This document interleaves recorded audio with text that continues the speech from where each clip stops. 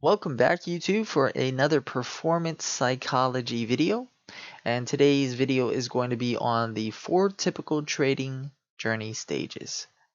So before we get into it, let's go ahead and give you guys a quote. Today's quote is going to be by Zig Ziglar, and it says, "Success is not a destination, it is a journey." And I really like that quote because it goes hand in hand with today's video, and you guys are going to see what the trading journey essentially looks like for most people. Not going to say for all people, but this is what it looks like for most people. So let's go ahead and jump into it for you guys. Stage number 1. This is the beginning of a trader's journey. This is where they find out about the markets by hearing it, maybe through someone who is talking about it. And generally, the person that's talking about it is sharing because they're probably making some type of money from it, or they're trading and they've just started, or something along the lines of that.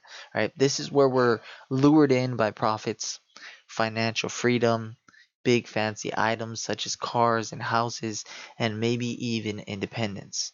This is where it gets really emotionally overwhelming.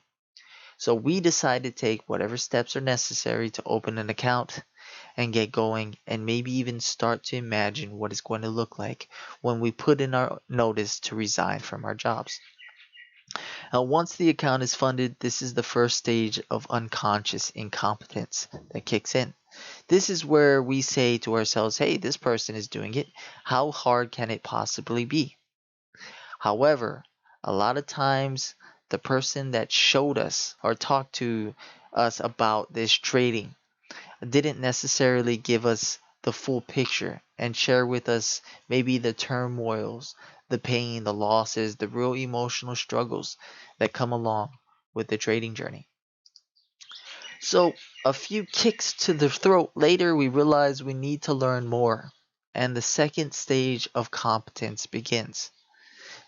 Here's where we know there is more to it than what we have seen, and at this point we try to learn and follow whatever anyone tells us. And so begins what I like to call the information accumulation phase. And most spend a huge part of their trading career trying to undo a good portion of this phase. Keep that in mind. Most spend a huge part of their trading career here trying to undo a good portion of this phase.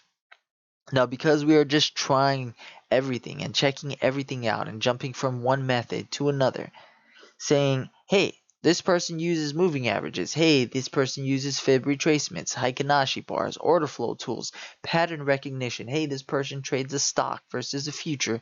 Let me try these things out. We spend a ton of time going through the S-curve.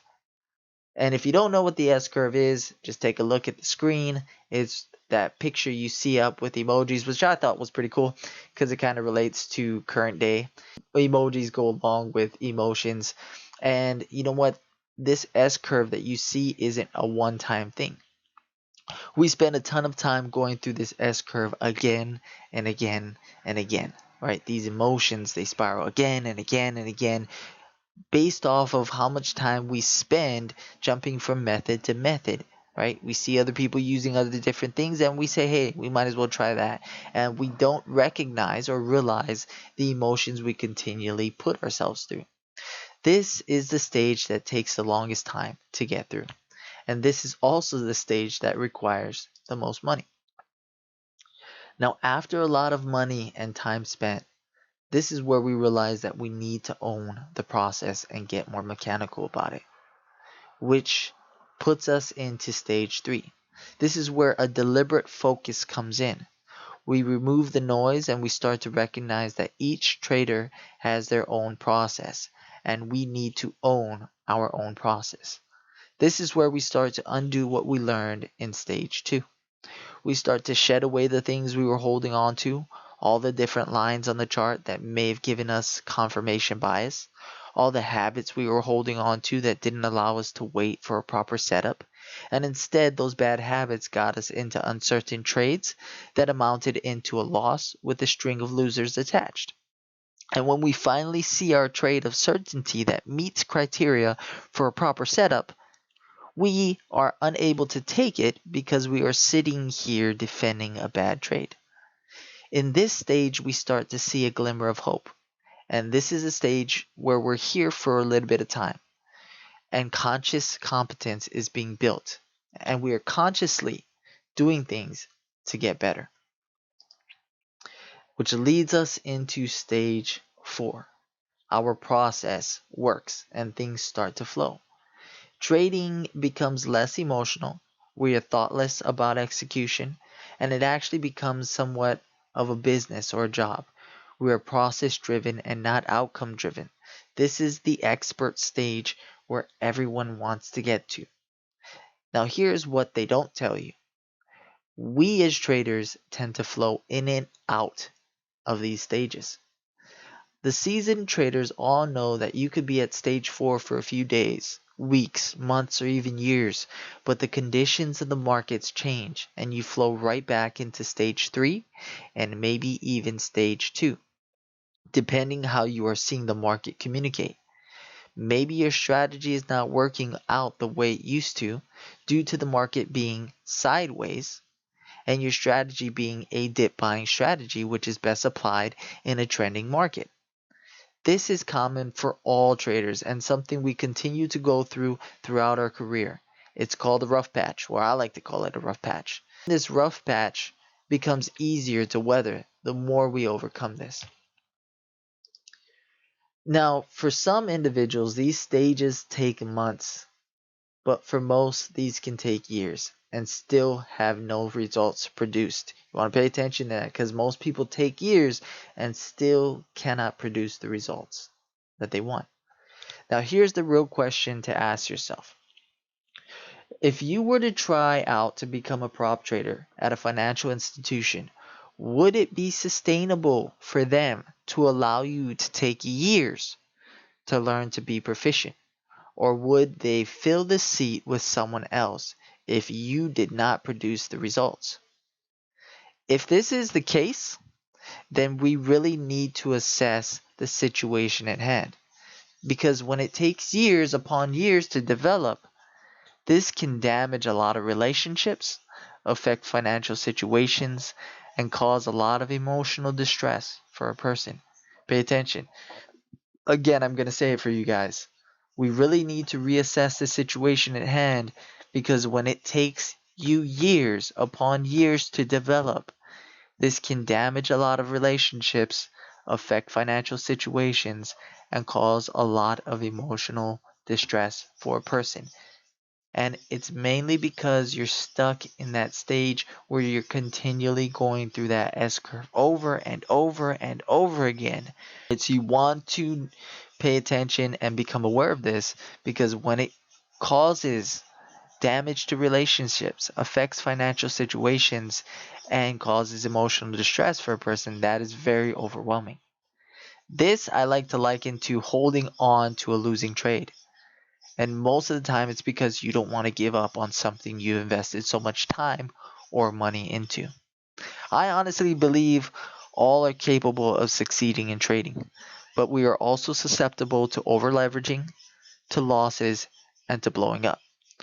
So like most say, capital is a big resource to preserve. But honestly, the biggest resource here is time. So take the time to reassess your situation. Look at what stage you're in on the trading journey. And if you really want to curve the journey, get yourself around the traders that you know have been through it and found the success that you are looking for. Have them hold you accountable for your actions, since most are incapable of doing that, even when they think they are.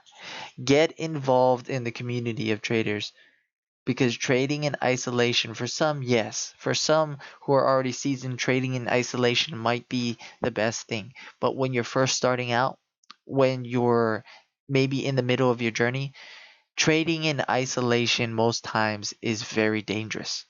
You need to get yourself around people, around mentors, around people who will keep you accountable for your actions. Because when you trade in isolation and you don't know exactly what you need to be doing, you're not going to be accountable for your own actions. You're just going to try to make a decision when you place yourself in a market that requires you to make that decision or it requires you to give some type of response. So again, guys, here are the most common stages of a typical trading journey. Again, if you guys did like this video, please go ahead and smash that like button. If you guys are subscribed to the channel, thank you very much. If you're not subscribed to the channel, please go ahead and subscribe.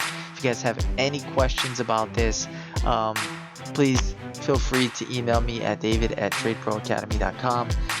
Feel free to ask any questions. If you are already a member of TRADEPRO Academy, again, be part of the community, pop in, ask any questions you have, get involved, get around the people that really know how to overcome these stages and get you to where you want to be at a quicker rate. All right. Thank you guys again. I hope you guys enjoyed this video. And again, these are just the 4 typical trading journey stages that I've seen most traders go through. There's a little bit more that goes into it, especially when it comes into emotions, but I didn't want to make this video too long. But again, if you guys have any questions, you can also put it up here on the YouTube video as well. You guys take care. You guys have a great Sunday. Take care, guys.